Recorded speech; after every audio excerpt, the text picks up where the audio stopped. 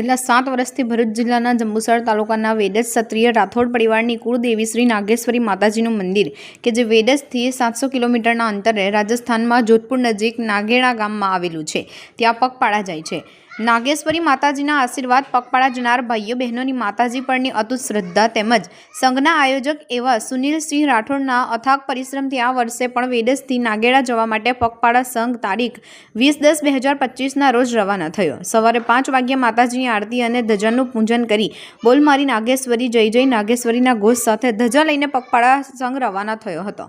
રાજકીય આગેવાન એવા ભૂપેન્દ્રસિંહ રાઠોડ તેમજ વેડજ ગામના યુવા અગ્રણી દેવરાજસિંહ રાઠોડે તેમના સમાજ અન્ય ભાવિક ભક્તોએ ખૂબ જ આકાશબાજી સાથે આશીર્વાદ તેમજ ઉત્સાહ પૂરો પાડ્યો હતો અને સમગ્ર ગામને બોલ મારી નાગેશ્વરી જય જય નાગેશ્વરીના ભક્તિમય બનાવી દીધું હતું। વેડજનો આ પગપાળું સંઘ 4/11/2025ના રોજ નાગેડા ગામ પહોંચીને 5/11/2025ના તારીખે સવારે 10 કલાકે માતાજીના મંદિરે ધજા ચડાવશે। N24 Gujarati news Vadaj.